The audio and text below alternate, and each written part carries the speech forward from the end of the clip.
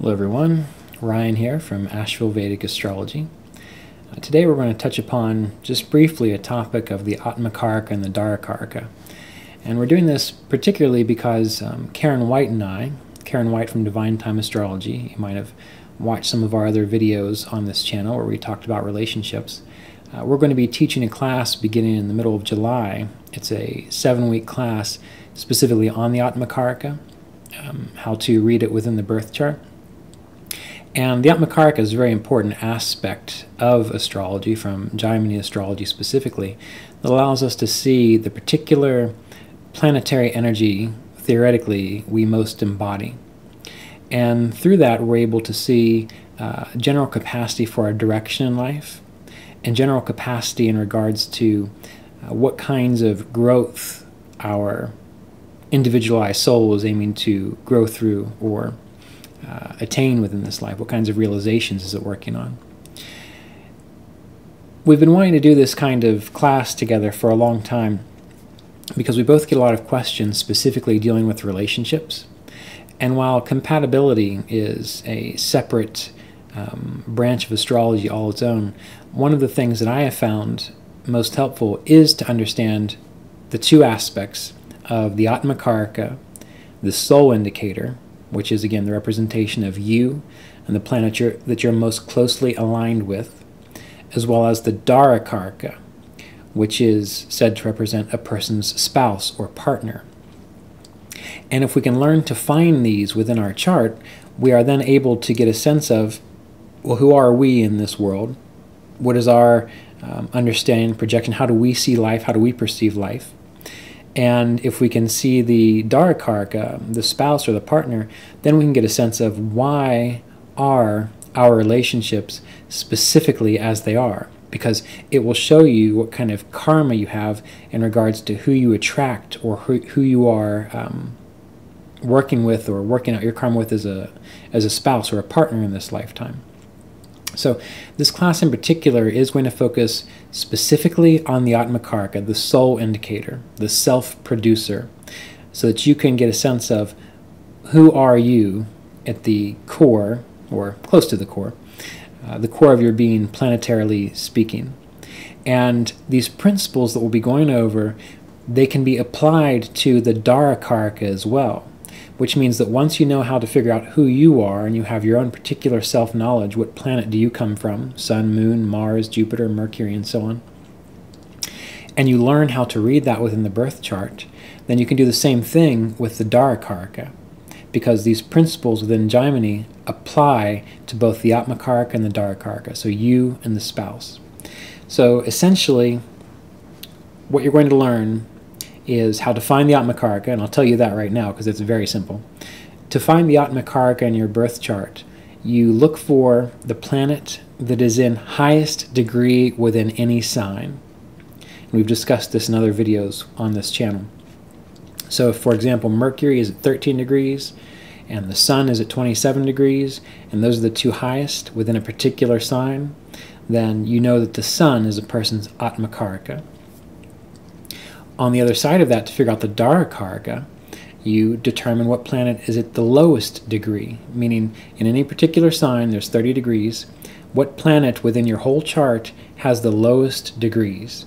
So if the Moon is at 3 degrees and Jupiter is at 1 degree, that shows that Jupiter is actually your darakaraka, if that's the lowest degree. And again, we don't count Rahu and Ketu in this particular form of assessment. So these are just the embodied planets of Sun, Moon, Mars, Mercury, Jupiter, Venus, and Saturn.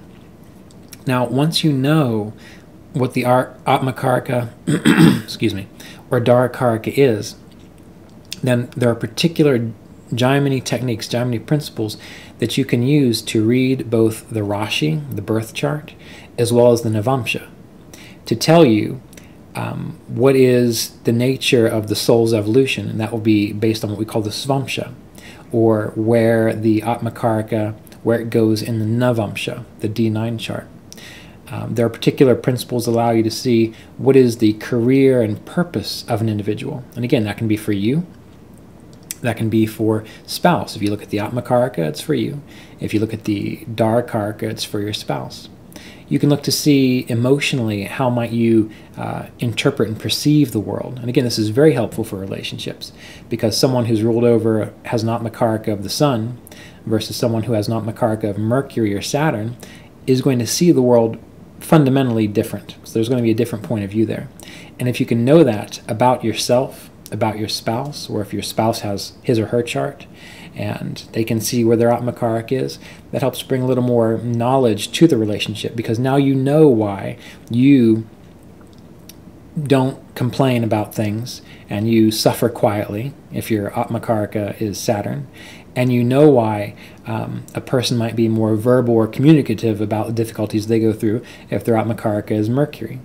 And each planet has a particular energy or signature that allows us to see who is this individual on a fundamental level. And this really helps us to look at the overall picture of a birth chart, because as it said in Parashara and Jaimini, that the chart is only as good as the Atmakaraka. And so similarly, it would indicate that the relationships are only as good as the darakaraka. And there are multiple other karakas as well, but the point being that if you know how to assess the Atmakaraka, then later on, as you learn more, you can apply these same principles to the darakaraka for relationships, to the karaka for brother, to the karaka for mother, to all these different karakas, so that you can make better assessments of a person's chart using both the Jaimini system and overlaying that with the Parashara system. So I'll put a link at the bottom of this video in the text box to read more about the class that's coming up. And again, it's a 7-week class beginning July 15th, where we'll be looking specifically at the Atmakaraka. But again, knowing that, you can look at the darakaraka as well, so that you get a sense of relationships, spouse, and our main goal, though, on the Atmakaraka is so that you get more self-knowledge about who you are, what your strengths are, how you fit into the world, how you perceive the world, because once you have that kind of information, it can really alter your capacity to be successful in life, because now you know why you do what you do. And once you know what you do, or why you do what you do, then it's not such a mystery to understand that we all have different agendas, we all have different ways of seeing things, different ways of perceiving things, all an aspect of this absolute divine consciousness, but still it shows your specific role and how you are going to respond to the world and what kind of direction your chart most strongly supports. So again, check the link at the bottom of this. This will be a class both by Karen White and I will take this video down once the class is full, and at this time we have room for about 24 people. And it's first come, first served, so whoever shows up and says, I want to take this class, they'll be in it. And it is a webinar, so you will be able to tune in from just about anywhere in the world. I think we'll be using GoToMeeting, which I've not had any trouble with all kinds of classes and people from many different countries. But if you want to check on that, you can go to gotomeeting.com and see if that service works for you. It's free. We're taking care of the hosting. At least the GoToMeeting is. For times, for dates, for tuition for this 8-week class, go to the link below, or you can go to Divine Time Astrology, which is Karen's site, and it will be listed there, or also AshevilleVedicAstrology.com. So hope to see you there. It's going to be a wonderful explanation and a good summer class, I think. So be well.